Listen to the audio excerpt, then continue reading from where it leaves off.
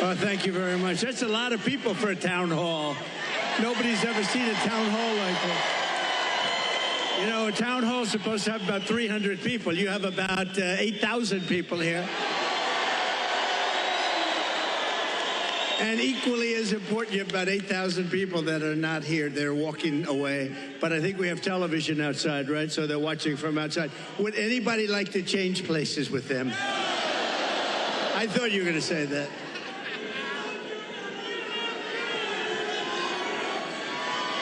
Thank you, everybody. Hello, Sarah. Mr. President, nobody's ever seen anything like it. Well, it's been a great experience. It's a dangerous business, however, being president. It's a little bit dangerous. It's, you know, they think race car driving is dangerous. No. They think bull riding, that's pretty scary, right? No. This is a dangerous business, and we have to keep it safe. Mr. President,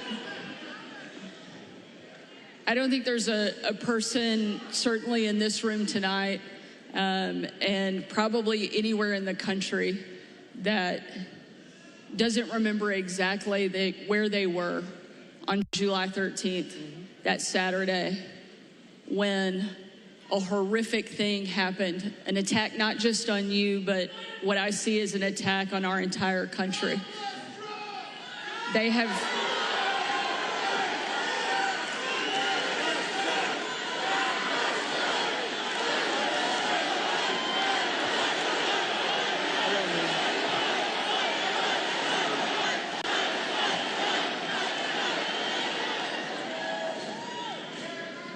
I joined with everyone in...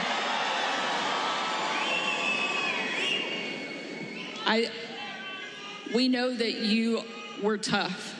We saw it every day on the campaign. We saw it when you were president. But I don't think anybody was prepared for what we saw that day. And now it's happened not once, but twice. You've literally taken a bullet for our country, and yet you keep fighting. You never give up. The reason that you're going to win in November is because America needs a fighter. And we've never needed a fighter more, and we've never had somebody more qualified to step in and lead our country than you. I'd love for you to tell us, why do you want to be president, and why do you continue fighting even after they keep attacking you every single day? So we ran. Thank you, everybody. A lot of love in this room. I love you. You love me, and you love Sarah. A lot of... So we ran in 2016, and it was amazing. It was amazing, and we won. We then ran in 2020, and we did much better than 2016. People don't like to hear it, you know. Oh, he's a conspiracy theorist, you know. We got millions and millions more votes. We did much better. It wasn't even a contest. I was telling one of the papers, they said, what was the difference? I said, well, the difference is we did much, much better the second time. But we had a lot of things happen. We know what those things are. So what difference? Because now in like 48 days or whatever it might be, we're going to do something that will be, I don't think it's going to shock the world, actually. I think the world is going to be maybe prepared already. In Europe, they want it to happen. Even though they would not prefer dealing with me in terms of the economics, they still want it to happen because the whole world is blowing up, and they know it's not going to blow up if I'm president here. But, so we did great. And honestly, if I didn't do great, if we know what happened, and if that didn't happen, if I didn't do well in 2020, I wouldn't even think about doing this. But we did phenomenally well, and bad things happened, and we're not going to let it happen again. And now, I'll tell you, so 2016, a lot of spirit. 2020, we had unbelievable spirit, and then we got let down because what happened should never be allowed to happen in this country again. But I have never seen the spirit like I've seen right now for this race. Never, ever.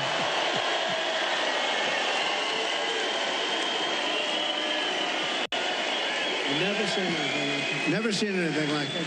It blows it away from 2016, from 2020. And basically, it's very simple. You're saying what? We're going to seal the border immediately. We're going to drill, baby, drill. You know, we're going to drill at a level. We're going to bring your energy prices down. We're going to try and get rid of a lot of that big lump of inflation that this administration has given us. And I have to say that President Biden called me yesterday. It was very nice. We had a very nice conversation. I appreciated that he called about, you know, what happened the other day. And he says, he's committed. He's committed. No, but, and today, a little while ago, I got a very nice call from Kamala. No, it was very nice.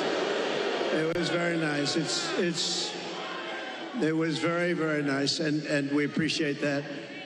But we have to take back our country. We have to win. We're going to win, and we're going to make America great again. That's all there is to it. Very simple. Right?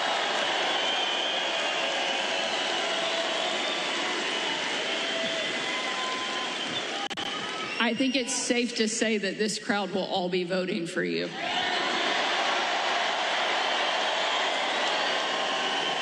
You know, when I think of this state, it's so sad. Years ago, I was given, thank you very much, but years ago, I was given an award as like Man of the Year or something from an area that nobody knew, and the press said, oh, it never happened. Well, then it did happen. They found out where it was, but it was like 15 years ago.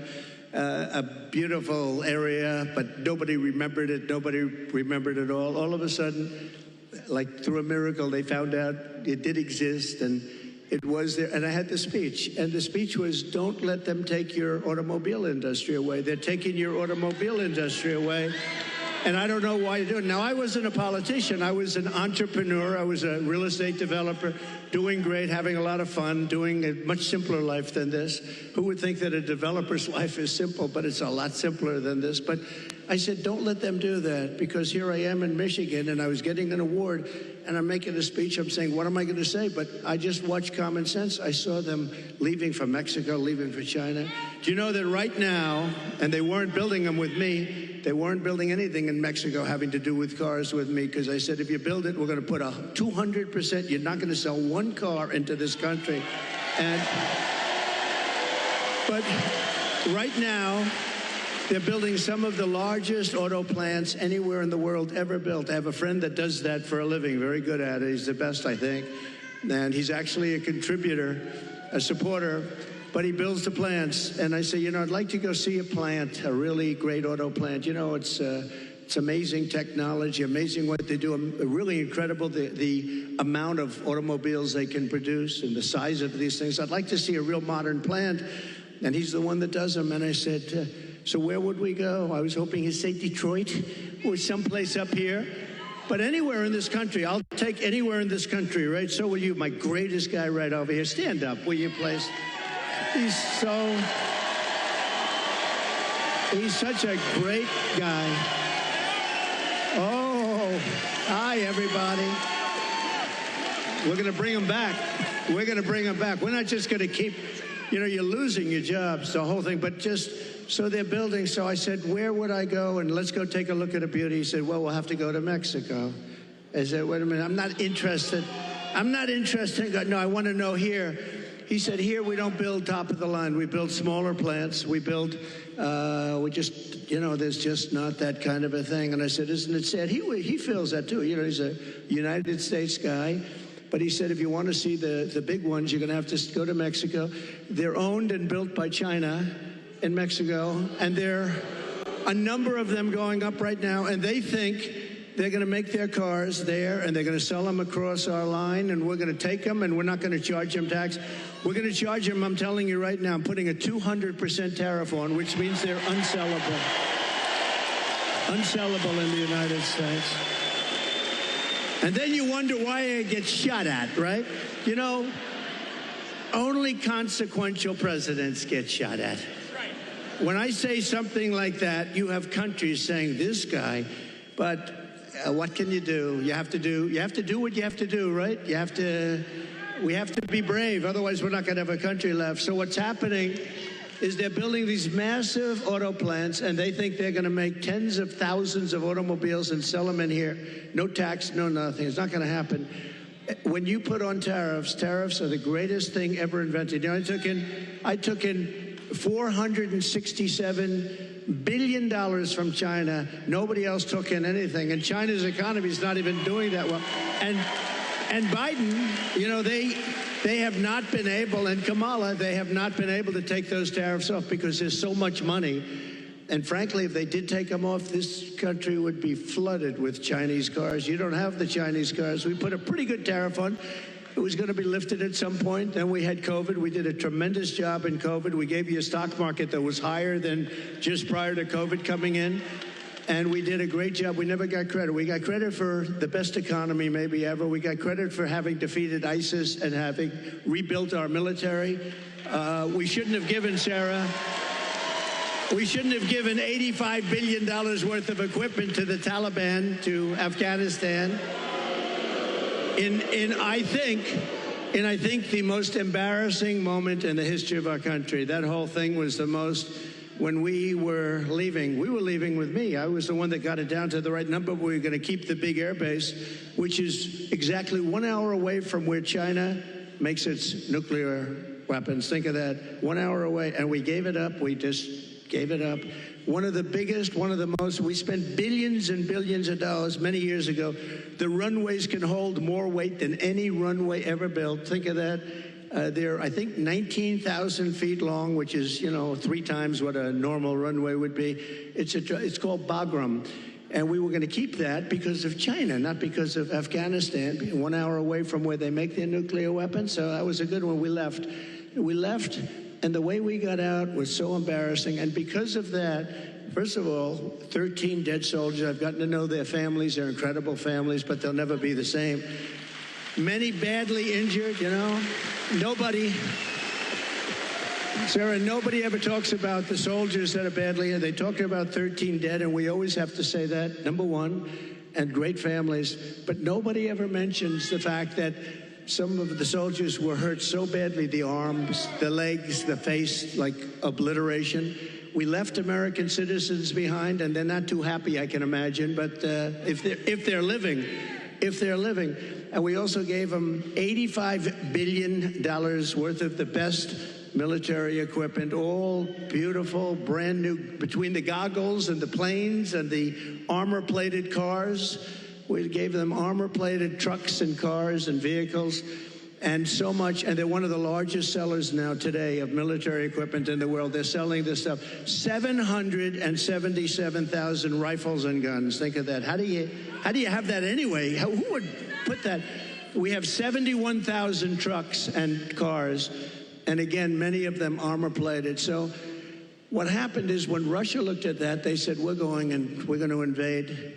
We're going to go into Ukraine. If that didn't happen, I don't think, and I guarantee you, if the election were a straight election, we won that election, we should have won that election, everybody knew we won the election,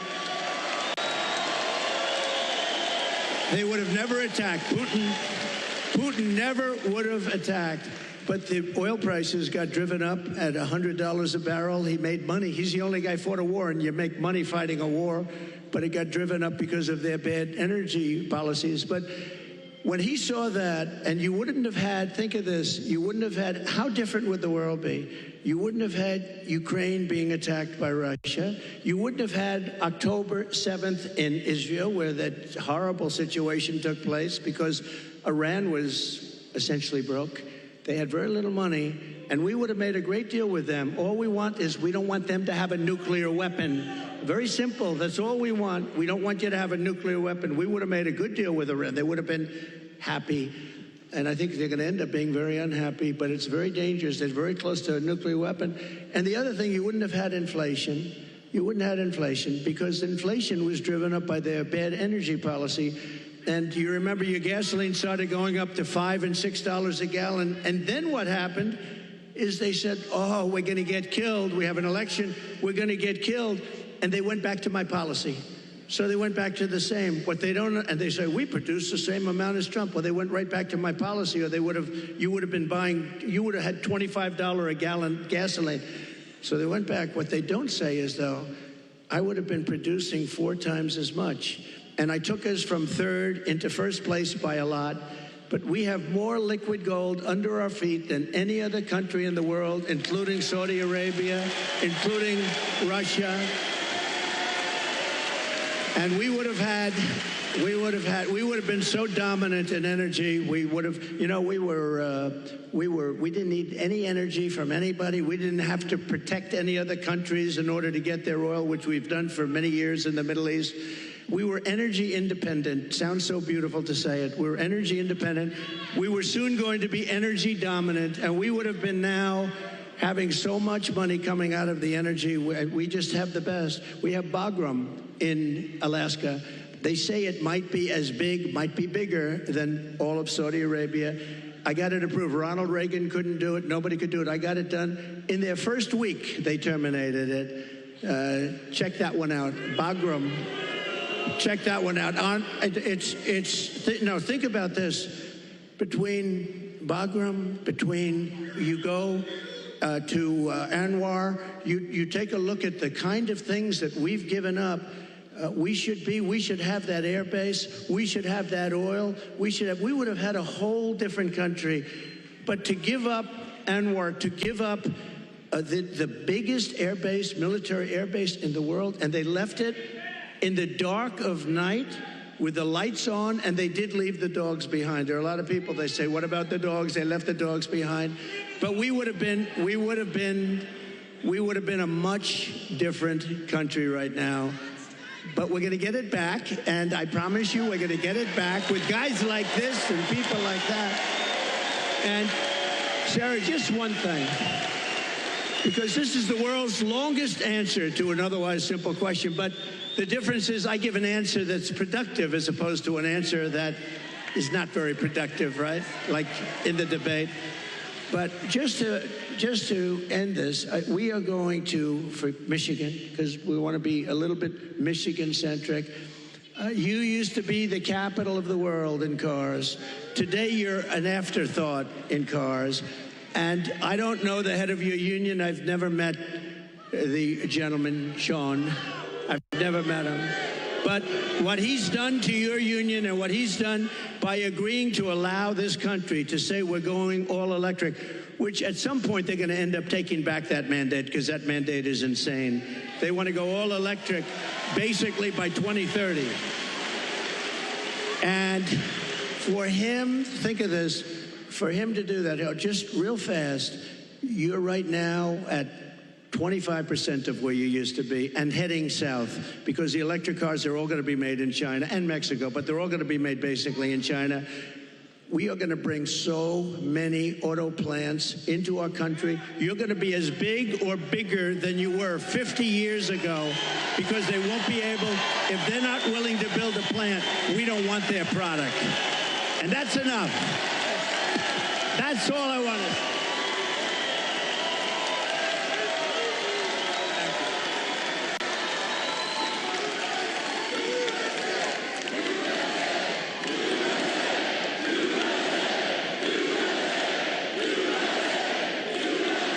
And it'll happen fast. It'll happen very fast. I think it's safe to say that Michigan is happy that you're going to be president again.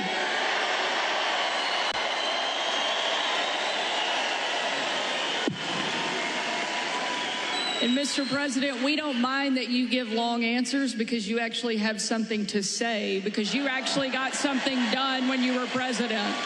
You know, it's a very interesting, because she said, I don't think I've ever said this before. So we do these rallies. They're massive rallies. Everybody stays till the end, by the way. You know, when she said that, well, your rallies, people leave. Honestly, nobody does. And if I saw them leaving, I'd say, and ladies and gentlemen, make America great again, and I'd get the hell out, okay? Because I don't want people leaving. But I do have to say, so I give these long, sometimes very complex sentences and paragraphs.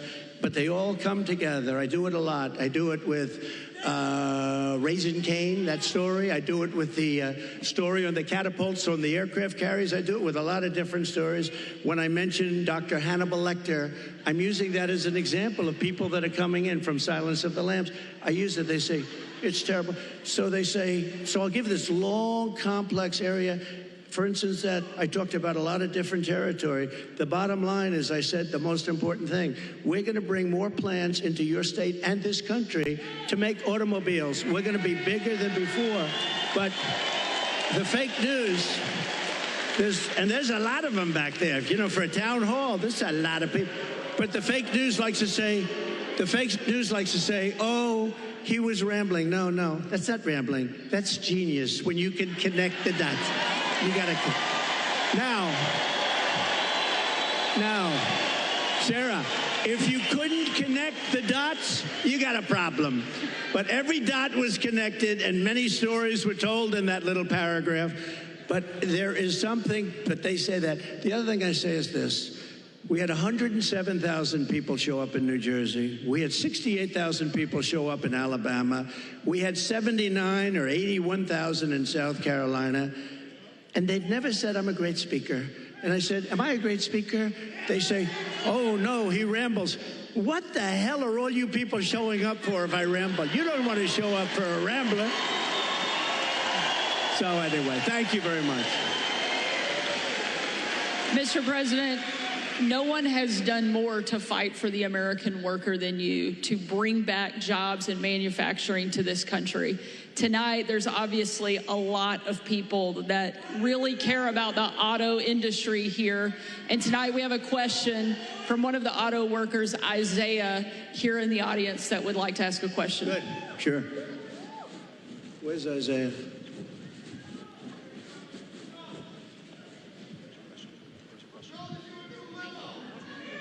Thank you. Thank you very much. Thank you. We'll build a brand new beast. We're going to build a beast right here. Thank you.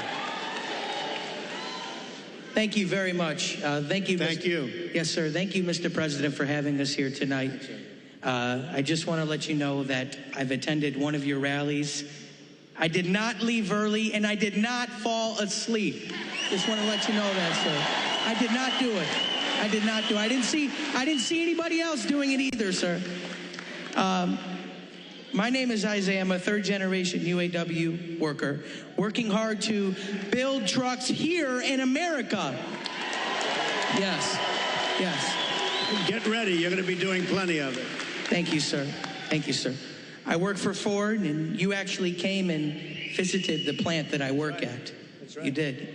And my question to you, sir, is what do you see as the major threats to the future of Michigan manufacturing auto working jobs, and what will you do to eliminate those threats, sir? Okay, so I'll get into another little bit of a long answer, because when you say major threat, to me we have one really major threat that's called nuclear weapons.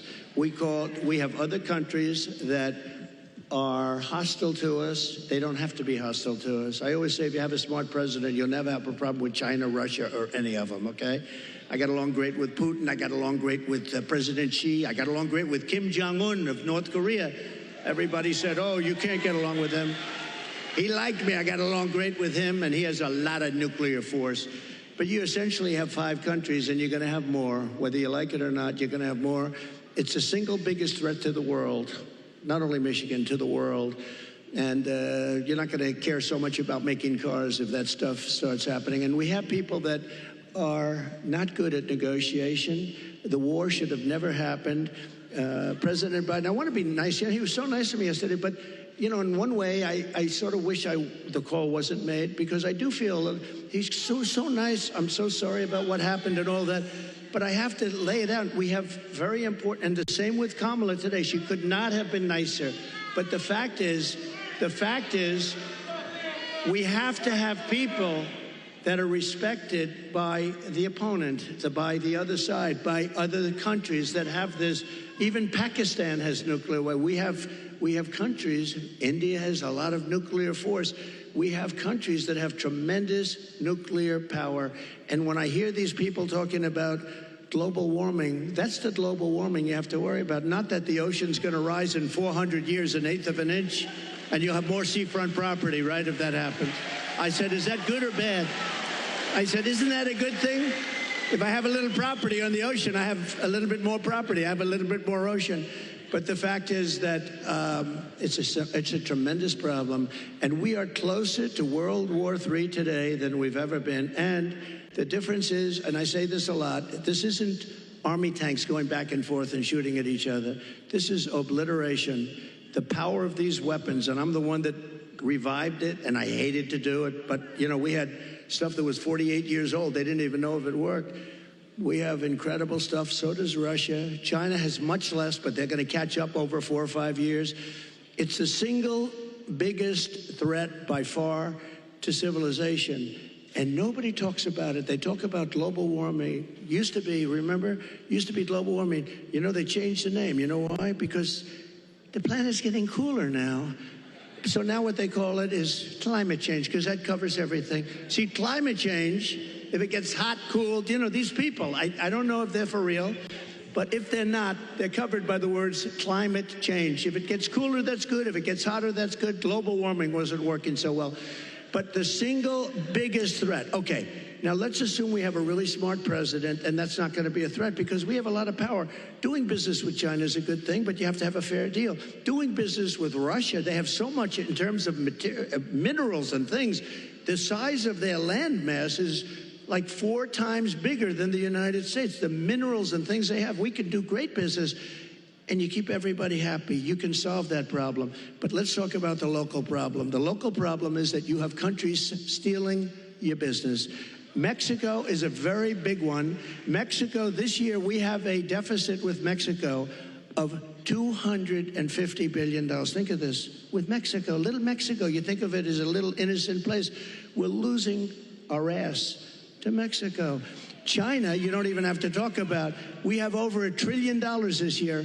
I was charging them numbers that were unbelievable, and now he's just totally given up the ghost. And we're going to lose $1 trillion in deficits to China. $1 trillion. That's not sustainable. We're going to turn it all around, and we're going to do it through taxation and tariffs.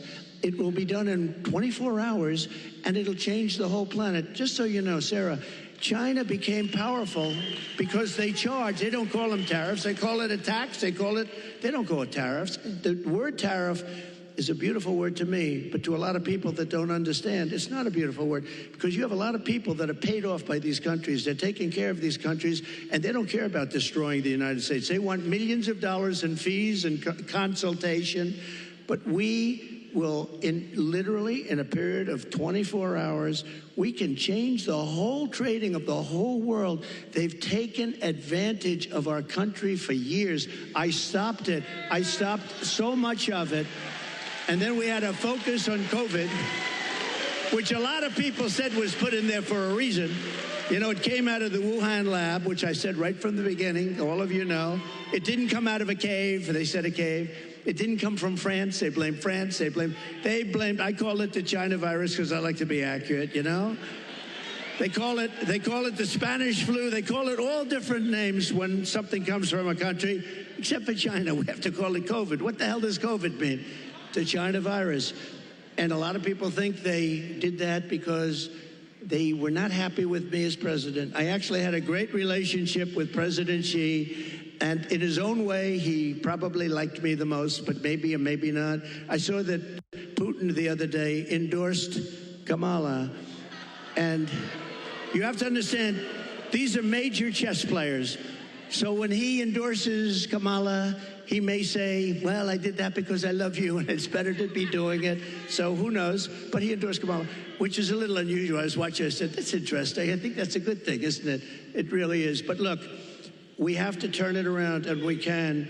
We're going to have a reciprocal trade tax. We're going to have so if China charges 152%, which they do in a car, if we sell a car made here into China, which you don't do because the tax is too high, they say to all your companies and to others and to Elon Musk, who gave us, he is a great guy. He gave me the strongest endorsement, and he's a really wonderful guy. But they say to him, we don't want your car unless you build your plant in China. And there's nothing wrong with saying that. That's smart people say that. We haven't said it for many years. I said it. We have a lot of plants going up with Apple and other things. I said, you got to build plants. You don't build plants here, we're going to put the tariffs on your products coming in from China. So we can do it quickly, but we're going to have what's called the Reciprocal Trade Act. Now, I dealt with a senator, a very good senator, actually, but he knows nothing about trade. I said, here's what I want to do, Senator. I want to take the reciprocal trade. If they charge us 100%, we charge them 100%. He said, you mean they charge us, we charge them? You got me. How simple could it be? It was sort of cool, because he doesn't care. He's a senator, doesn't care about trade, but, you know. So we're going to call it the Trump Reciprocal Trade Act, or I'll leave the name Trump off as long as we do it. So when India, which is a very big abuser, he happens to be coming to meet me next week, and Modi, he's fantastic. I mean, fantastic man. A lot of these leaders are fantastic. You have to understand one thing. They're 100%. These people are the sharpest people. They're not a little bit backward. They are at the top. You know the expression, they're at the top of their game, and they use it against us. But India is very tough. Brazil is very tough. There are certain countries, I can tell you every one. I can give you from top to bottom. China is the toughest of all, but we were taking care of China with the tariffs. So we're going to do a reciprocal trade. If anybody charges us 10 cents, if they charge us $2, if they charge us 100%, 250, we charge them the same thing. And you know what's going to happen? Everything's going to disappear, and we're going to end up having free trade again.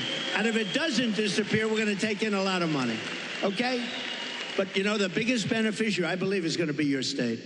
And I won't say that to other states, I promise. About your state, you are going to have plants built at a level that you haven't seen in 50 years.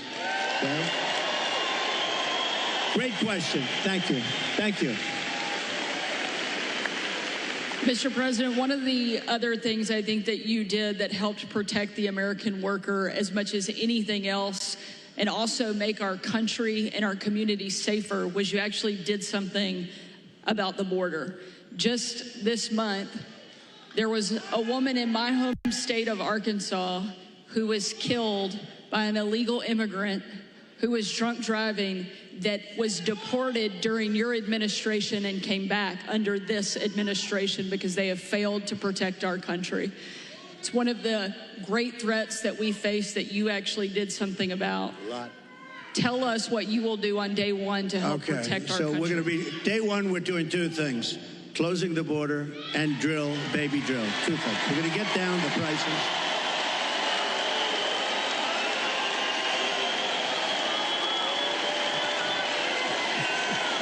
Thank you.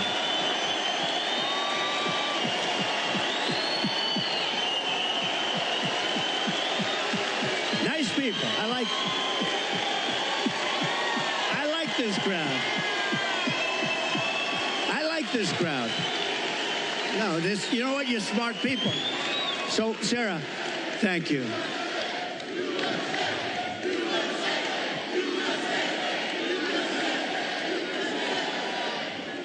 So, over the last couple of years, I've been talking about the border. I got elected in 2016 because of the border. But that border was peanuts compared to what this border is. That border was like a safe border compared. And I did it. I did a great job. And it also includes drugs, came to much lower. Look, unless you have the death penalty for drug dealers, you'll never get rid of the drug problem. Put that through your head, okay? Put that through your head. And I don't know if our country's ready for it. When I was with President Xi, and again, until COVID, I had a great relationship. Once that happened, I really didn't want a relationship because $60 trillion, millions of dead people all over the world. I was not exactly thrilled with him. But before that, I had a great relationship. And I said, do you have a drug problem? No, we have no drug problem. Oh, how come? Death penalty, immediate. I said, what does that mean, immediate? Immediate, we have what's called a quick trial. You know what a quick trial is? Like in one day, the trial is over. Over here, it'll be 25 years. They'll get some nice liberal lawyer, and they'll have it tied up for 25 years. The guy dies of old age. So, but they have a death penalty. In Singapore, they have a death penalty. In a lot of countries, they have a death penalty. You sell drugs, Because the average drug dealer kills during his or her life 500 people. The average one. The big ones, much more. But when you hear that, when people start to hear that, and I set up blue ribbon committees, I put, nice people, dilettantes from New York and from Los Angeles, people that know nothing about drugs, and they're dealing with very smart people. These dealers are smart as hell, they're tough as hell, and they make a fortune. They make a fortune. And if you don't have the death penalty for drug dealers, you're just wasting your time. Now, we can keep it down, and we can do better than we're doing now, and a lot better than we're doing now, because what's happening now is out of control. But we had the lowest human trafficking, mostly in women, I hate to say, mostly in women, but we had the lowest human trafficking in 32 years. You know my favorite chart, the chart I put down, when I look to the right, that'll be my all-time favorite chart in history. That was basically a chart showing what a good job I did on immigration. But even if it showed I did a bad job on immigration, it will be my all-time favorite chart, because I wouldn't be here right now if I didn't look over. Let me see that chart. That was not good. My all-time favorite chart. Blue, yellow, red. It was beautiful. Oh, there it is. There it is. There, that was good. These guys are very good back. That's the good. The interesting thing, it's always on my left when it's at rallies. It's always on my list. I only do it about 15, maybe 20% of the time, so I don't do it much. And it's always at the end of a speech. But it's always here. For some reason, they dropped it here. It was at the beginning of the speech, the very beginning couple of sentences. And I turned like a deer bolting, I guess, right? They say good hunters say this every once in a while, a deer will bolt prior to the shot.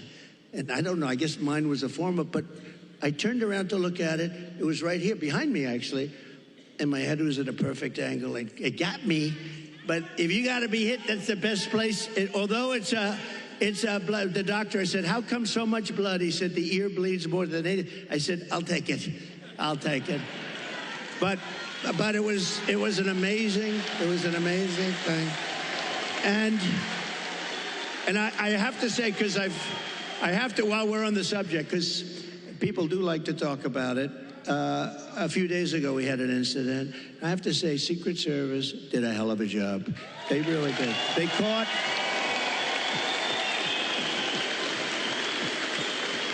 one of the gentlemen one of the agents was walking a couple of holes in front, and he saw a rifle, AK-47. That's serious stuff, right? You know more about that. My sons know more about this stuff.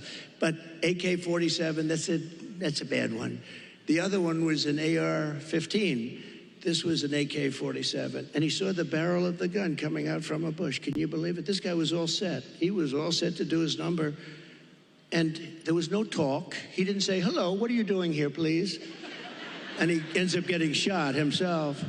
He took his gun, started shooting him. And this guy ran. Great job. I don't know if where is he? Not here, right? These guys do a great job. Now, they do need more people, and they've been complaining about that for a long time, but he did a great job. But you want to know another sort of a miracle? So the guy is now running for his life, and he's got a car a block away or whatever. And a woman, this is a woman, not a man, a woman, see? Women are smarter than men. I hate to say. How does that sound? Our great First Lady is very happy now. Let me just tell you, think of this. Who would do this? I actually asked, I was with the sheriff this morning, I was with a couple of people from Secret Service, who would do this? So you now have a man running, not with the gun, he dropped the gun, we found the gun, but he was gone. And a woman driving in a car saw a man on the street, pretty busy street, running, and she followed him. And he got into the car, and she stopped because she thought he was trouble. He looked different. He's like trouble. She followed him, it wasn't very far, and parked the car behind his car and started taking pictures of his license plate. Now think of it. And Sarah, think of it. No, seriously, who would do that? It's the women. Not from good or bad, not from, strength or heroism. No, just you see somebody running. I see people running all the time, and you don't follow. She saw something in this guy that was bad. She may have heard maybe gunshots, because there were four gunshots. Actually, the shots, he never got off a shot. The shots were from Secret Service. But think of it, who would do this? If you took 1,000 of these incidents, would even one person have done it? This woman was, I haven't met her, but I'd like to meet her. I'm going to meet her, I hope. But think of this. She goes in, she takes pictures of the plate, and then she sends the pictures into the sheriff's office. And the sheriffs are saying, wow, this is pretty amazing. And they were able to get this guy within 10 minutes. They had a high-speed chase on the highway. They got him. Otherwise, we'd probably have an AK-47. They had the camera. They had he had the whole thing. He was a sophisticated guy. He even had the serial number taken off the rifle, the gun. But think of this.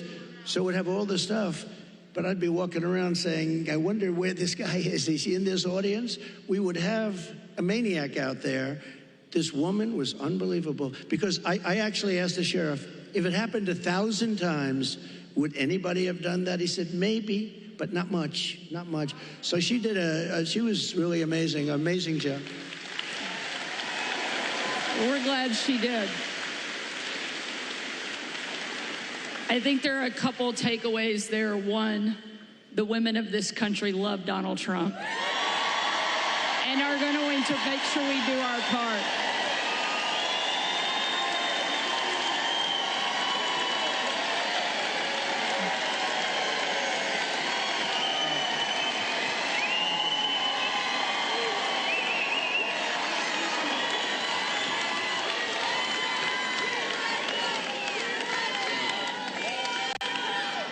And I think one of the other things that we all know in this room certainly is that God is not finished with you, and he has big plans.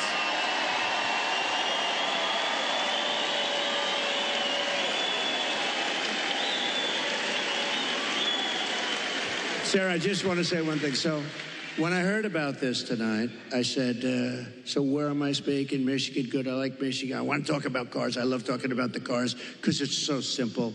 It's so ridiculous that this is happening. You don't want the electric. You do want electric cars, 7%, 8%. Elon makes a great product. But you know what? And I've driven. His car is incredible. Other cars are incredible. But you have a little thing. But you want to have gasoline-propelled cars. You want to have hybrids. You want to have all sorts. They say a new one is going to be hydrogen. Who the hell knows? They said it has a slight problem. It blows up. And if you're in the car, that could be a little problem. But you want to be able to have whatever it is, whatever the market is and all that stuff. But they said, sir, you're having a town hall tonight. And I said, a town hall? What the hell? They want a rally. They don't want a town hall. Town hall. And I said, so who is the host? Because host or hostess. And they said, Sarah Huckabee Sanders. And I said, oh, that's good. I like that. But I figured, Sarah, you know, I love these rallies. You go and you say, we will make America great. Everyone's going crazy. We had one the other night. But you know what? Can I be honest? This was more fun than a rally today. This was fun. This was good, right? This was very good.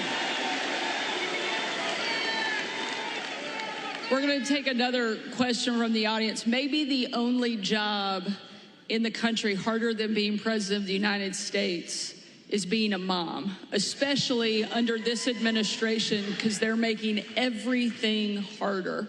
And tonight we have a mom here in the audience, Barbara, that's behind us, that has a question for you. Hi, Barbara. Hello back there.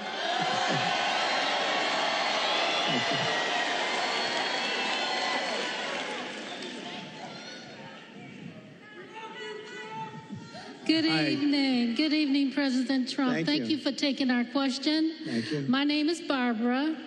I'm a mom of 3, a grandmother of 7, and 3 great-grands, a registered nurse, retired nurse.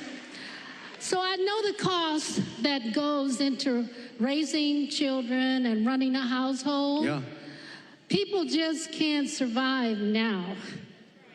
How are you going to bring down the cost of food and groceries? Good. Very good. Thank you. So we have to start always with energy. Always. I don't want to be boring about it, but there's no bigger subject. It covers everything. If you make donuts, if you make cars, whatever you make, energy is a big deal. And we're going to get that. It's my ambition to get your energy bill within 12 months down 50%. If I can do that, we've done a hell of a job. 5-0, not 15, 50. Interest rates are going to follow, and actually they're going to follow for another reason. The economy is now not good, and interest rates, you'll see they'll do the rate cut and all the political stuff tomorrow, I think. And, will he do a half a point? Will he do a quarter of a point? But the reason is because the economy is not good. Otherwise, you wouldn't be able to do it. But we're going to get interest rates down, and we got to work with our farmers. Our farmers are being decimated right now. They're being absolutely decimated. And, one of the reasons is we allow a lot of farm product into our country, and we're going to have to be a little bit like other countries. We're not going to allow so much come. We're going to let our farmers go to work. And I don't know if you remember, I love the farmers because, I had many meetings as president. I have this gorgeous room with this beautiful table that seats about 35 people. And I was with the farmers. Usually everybody wants something. They all want subsidy. But I was with the farmers, and I think you might have been there, actually, Sarah. I said, look, fellas, we're going to get you such a beautiful subsidy, meaning I'm going to do things. And one of the people raises in, sir, honestly, we don't want a subsidy. This is the first time this ever happened to me. Everyone they want money. They want to build windmills. We want money with these windmills. Anyway. But you know what? It was amazing. He said, almost tears in his eyes, they were getting decimated. We don't want a subsidy. We just want to play, a fair, level playing field. And I said, nobody's ever said that. And I have many industries and many groups of people from different things. They do all different things. It's probably the most dramatic I've ever seen. He didn't want anything. All he wanted was to be able to compete fairly. And the problem we have is other countries, they treat us very badly in that way also. They really are. And sometimes the worst countries are our so-called allies. I say so-called because in many ways they're not allies at all. They take advantage of us. They really take advantage. But we're going to do with the farmers. We're going to do what we have to do with the farmers. We're going to put our farmers. And do you remember the expression? When I was negotiating with China, China said, well, we're not going to deal with this because they never had anybody negotiate. They did whatever they want. They just took us for a bunch of suckers. But I told the farmers it's going to be very good negotiators. You're going to suffer for 6 months, and then they're going to fold. And that's exactly what happened. They folded, and they agreed to buy $50 billion. You might have heard the story. I said, how much? I went to the Secretary of Agriculture. How much did they buy? He said 15. I thought he said 50. So when they're ready to make a deal at 15 billion, I said, no, I want 50. That's what they've been buying. He said, no, it's 15. I said, you said 50. And he said, no, we said 15. I said, that's okay. Ask for 50 anyway. And we got it. We got it. And they buy a lot of our product. But so it's just a great interest rates, energy, and common sense. A lot of it's common sense, everything. I like to say we're the party of common sense. We want to have a strong border. How about we want a strong, all of a sudden they've changed. They didn't want any border. They said walls don't work. Two things work. What are the two things? Wheels and walls. If there's a gorgeous computer down here. In about 2 weeks, it's going to be obsolete. A friend of mine is in that business. He hates it. He said, we come up with a new model, and it's the greatest. About 3.5 weeks later, the damn thing's totally obsolete. The only thing that never gets obsolete is a wall and a wheel. And the wall is what we're talking about now. And, we built hundreds of miles of wall. We then added more than I ever said I was going to do. And then we had that bad election result, that disgusting result. And they never put it up. You know what they did with it? They sold it for 5 cents, and it was expensive wall. It was exactly what the Border Patrol wanted, with the anti-climb plate on top, which I always hated because I didn't like the look of it. But, they demonstrated it. We had mountain climbers, and a couple of drug climbers too. These guys are amazing. They put 100 pounds of drugs on the back and they go up the wall like it's nothing. But they couldn't get over the plate. So all of a sudden I said, okay, I'll put the plate on. I didn't like it. I liked it better without the plate, but it didn't work quite as well. So this is what we did. We had it.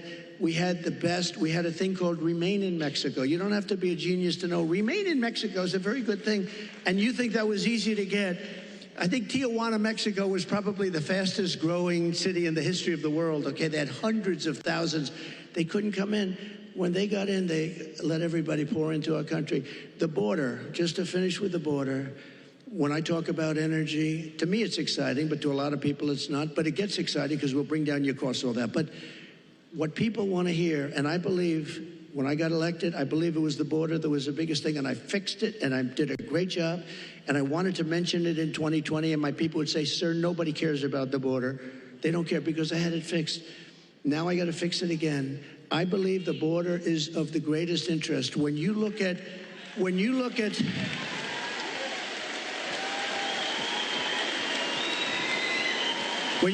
what's happening in Aurora, okay? Take a look at Aurora. When you look at what's happening in Ohio, the great state of Ohio, I love it. I'm way the hell up. I wish I was up 18 points in your state, but we are up. We are up. I think when people hear what I have to say, I don't know how you can possibly lose it. I'll tell you this, and I'll say this for Michigan. If I don't win, you will have no auto industry within 2 to 3 years. It'll all be gone. And I know you got a little bit of an increase. It doesn't mean that's the small stuff because it's just a temporary thing. Because you will not have any manufacturing plants. China's going to take over all of your business because of the electric car and because they have the material we don't. What we have is a thing called gasoline. We have gasoline. We have so much gasoline we don't know what to do. They don't have gasoline. So why are we making a product that they dominate? They're going to dominate. You will not have a car industry left, not even a little bit of a car industry. And you're going to have electric cars, but you're going to have 7%, you're going to have 9%, whatever it may be. And maybe someday the technology becomes so good that you can do more. I mean, it's fine. But right now, the battery technology isn't there for long term. I always say, I love the electric car, but they don't go far enough. And they don't do well. In Iowa, it was 20 degrees below zero when we had our great success in Iowa. We had a great, and there were cars all over the place. I said, what's wrong with those cars? They don't work well in cold. And they don't work very well in heat. But Elon's going to figure it out because he's great. He gave me the greatest endorsement. He figures everything out. And right now he's got other things to think. He's got to get a rocket up to get those 2 people out of there. I said, Elon, let's get going. No, they're relying on Elon to get the 2 people. Who would like to be up there right now saying we're coming back home maybe in February? So that was not so good. But Elon will solve the problem. He's great guy. And he loves this state, and he loves your everything you're doing here. And he's done a fantastic job. He really has. And if he didn't endorse me, I would not be saying that, okay? I wouldn't be saying that. Thank you. We've got time, I think, for just one more question. When you were president, you built one of the strongest economies our country's ever seen. One of the ways you did that was by passing the largest tax cut in American history. We have a question from Willie who wants to ask you something about taxes and what you're going to do. Good evening, Hi, Willie. future President Trump. I'm a local contractor in this town. He's a cool-looking guy, too. He's better looking than you. I'm a local contractor in this town, and I live here my whole life. And I'm going to tell you, I'm kind of concerned about crucial Kamala's tax increase. Can you outline for the people what you plan on doing about taxes? Great. It's a great question. Look, she's going to double up your taxes. She wants to terminate the Trump tax cut. Just that is going to lift up your taxes by 44%. Just that one move. And remember, I have it so that, like, if you're a farmer or a small businessman, you have no inheritance tax.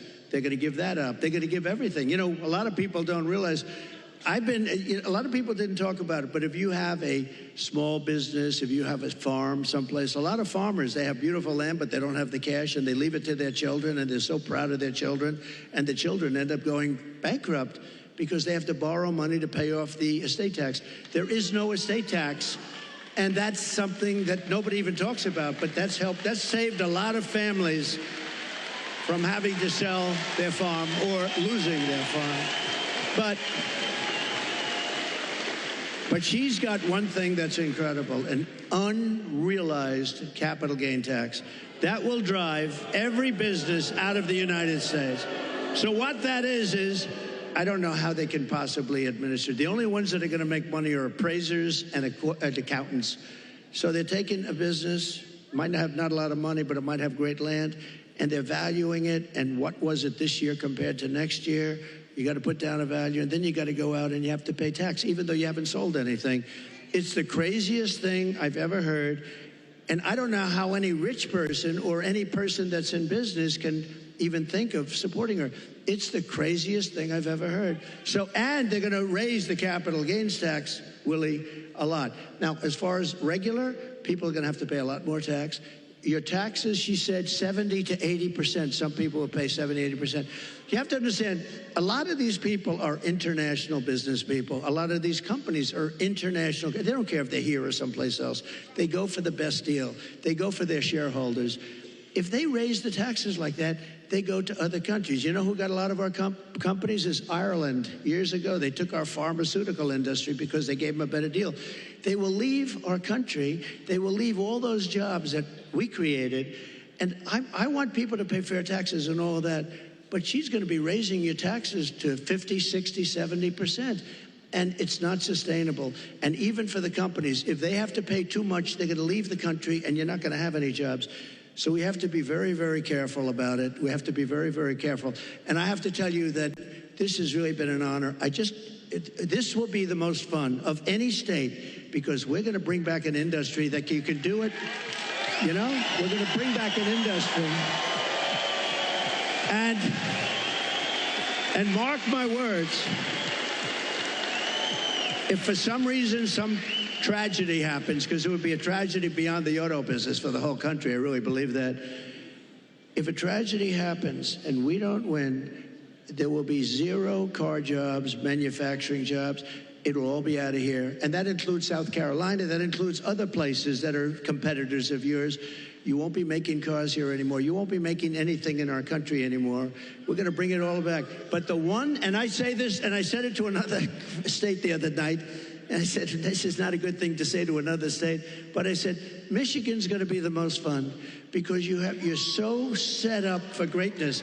All you need is somebody smart at the top to say, you can't flood our market with cars. You just can't do it. And if I say you have to pay 100%, you know China pays a big, but I didn't do the big number yet. But if I say you have to pay 100 or 200%, it doesn't matter because I'm going to say, second sense, I hope you don't mind this. However, if you build your plant in Detroit, or if you build it in Michigan, or if you build it anywhere in the United States for that matter, it seems to be the right location, but we're going to have more fun. So I'm telling them about Michigan, and I'm saying, you know, this story's getting a little bit long because I'm talking about Michigan. I happen to be in another state, but everybody loved it because they know you. You're recognized for this. We're going to get, now, they go from paying 100% tariff to paying nothing. All they have to do is build their factory and spend their hundreds of millions of dollars in your state. This will be like taking candy from a baby. It'll happen first, and you get the credit. I'm going to give you the credit.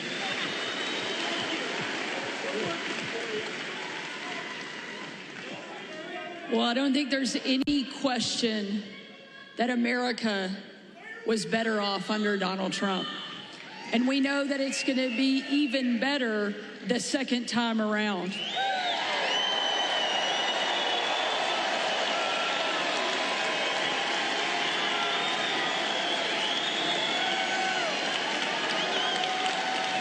Before tonight, I knew you were going to win the presidency.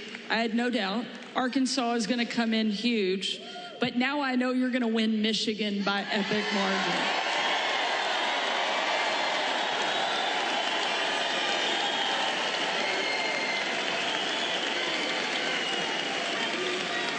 Ladies and gentlemen, we need you to show up. We need you to vote because the future of my kids, your kids, our grandkids depends on whether or not Donald Trump goes back into the White House, and I know you're not going to let us down.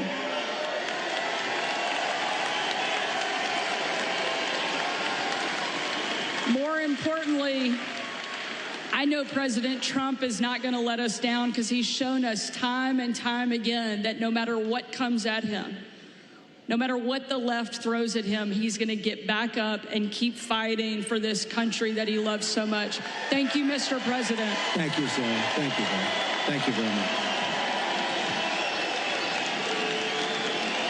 Thank you, everybody. Thank you, man. I'll see you. We'll see you.